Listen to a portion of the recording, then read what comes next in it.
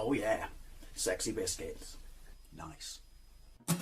Long Blues 1975. A YouTuber's on the rise. Reviewing games late at night and sometimes friends. But Long Blues 1975.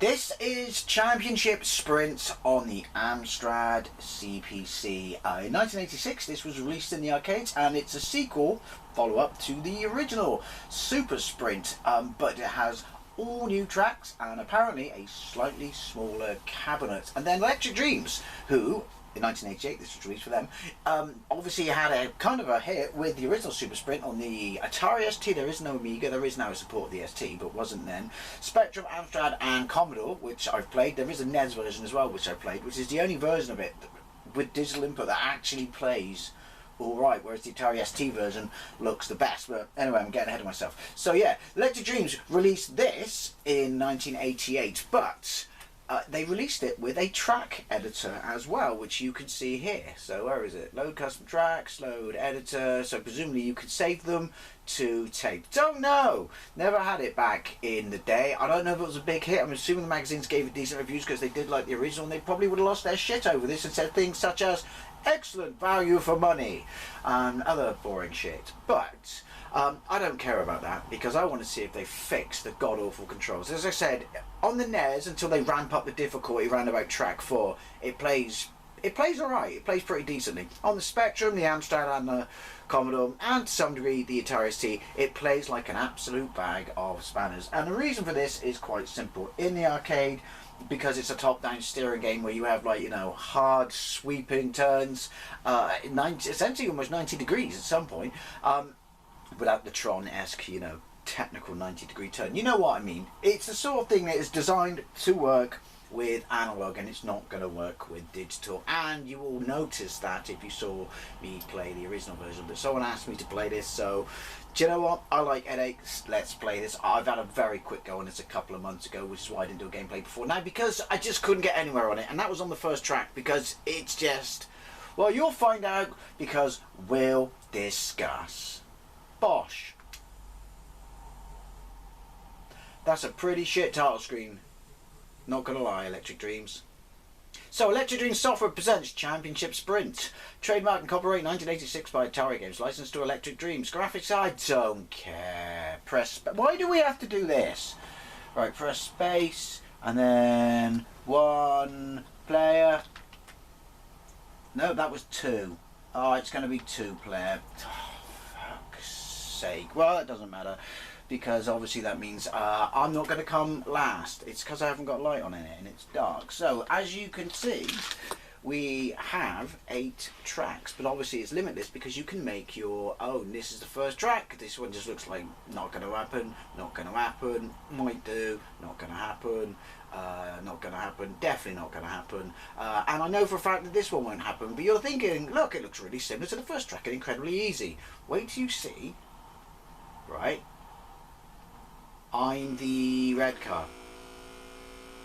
So turning, oh, and then turning, and then once you start bouncing, you just turn into a pinball. Even though you've got a spoiler on the back of your car, it's impossible to work out once you've planted into the wall which way is forwards. You got this bit here. You just stick to the walls. They don't, because obviously they're all super fucking human AI. I've left that car there now, which is going to be a pain in the ass. I don't know why I didn't pick up the spanner. It says lap 1. It says lap 1 for each of the cars. But yeah, this simple bit here, not this bit, which I can't get round either. Look, look. Fucking Velcro to the wall. This bit here. There is no easy way through the middle. Look, you're thinking, no, or down.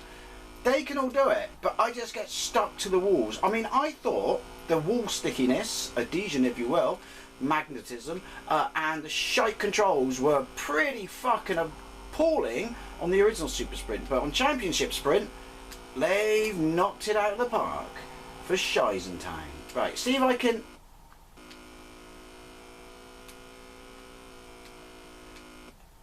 Look. So now I have to literally go at a right angle, and yeah, and I lost.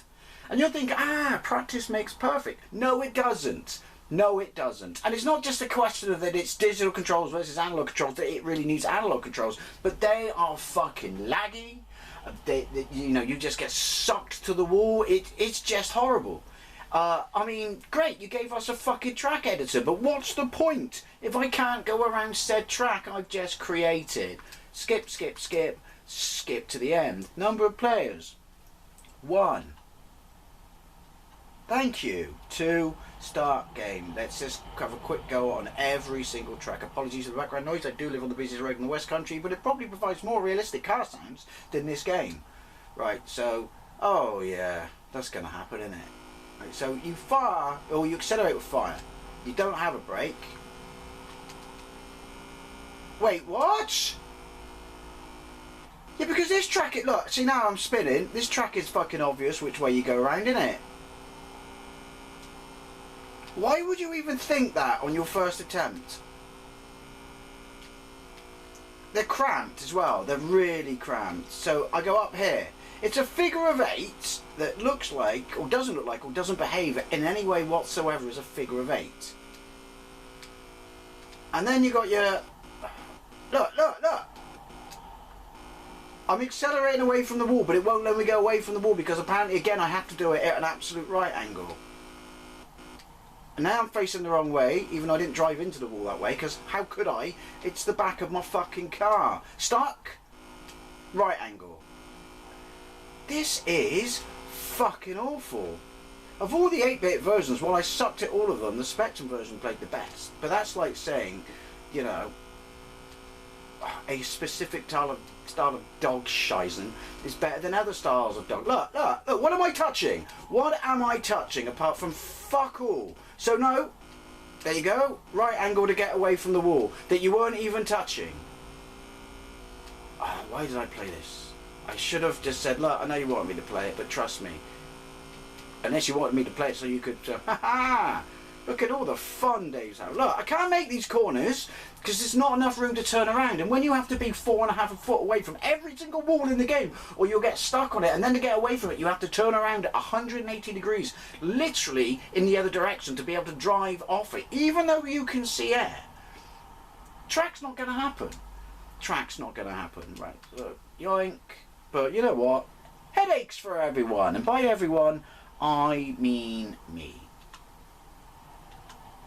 Am I going to play this on the Spectrum? Don't know. Am I going to play this on the Commodore 64? Also, don't know. Because, yeah. Right, so presumably I go round... It's a shame because graphically it looks nice. It's probably the best looking micro version. See, I'm glad they're here to show me. I was going to go around it the other way. And then... Look. And then the enemy... Well, you know what they are now. Look, I'm nowhere near the fucking wall! They make no mistakes whatsoever. Also, you could probably, you know, these tracks are so narrow, it's like parking my actual fucking car in my toilet bowl.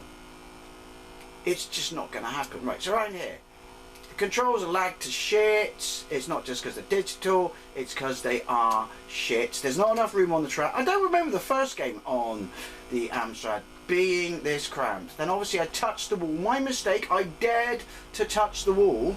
I had to, you know, 180, at the very least 90 degrees myself away in the opposite direction. Now, even on the original game, on the Amstrad, I could finish first, or finish not just last, on one track or 2 tracks. Not on this one. Look, stuck to the wall. Why give it that nice shadow effect if the computer recognises that nice shadow effect is actually the wall and not the track where the shadow of the wall is being cast? Complicated things you would think for an 8-bit micro, but not really when you see how many other games get this style of gameplay right. Including its original getting it slightly better than this. I don't know if I'd go as far to say as getting it right, but getting it slightly less shite might be an accurate descriptive term. Things I like about this game. I like the fact that on that screen, the cars look like slots. which has got fuck all to do with the game, but I like it. Fire, fire, fire, fire. Why do I have to do this every time? Why can't I just press fire? I'm obviously playing it on joystick game, aren't I? And why are the two cars there yellow? And where's the bird this feather came from? Don't know. Fire. And why do I have to press it twice? And do I really care? No. Right, so we're going from right to left. So these are different tracks from the original game and based on the second arcade game's tracks. Why are they also very deja vu similar? But look, see what I mean? Why? And then I get to look at the wall. I didn't even touch the wall, I looked at it. I looked at it and said something nasty about its mum. And look, look, look. Right, so sorry, my bad wall. 180 degrees in the opposite direction, or I can't get off you. But it's like, why did they shrink everything? The only bit of the course I can do is that bit, and then that bit. At least I can drive through the other car. No! Fucking awful. This game is fucking awful. I need to know the reviews for this now. I really do.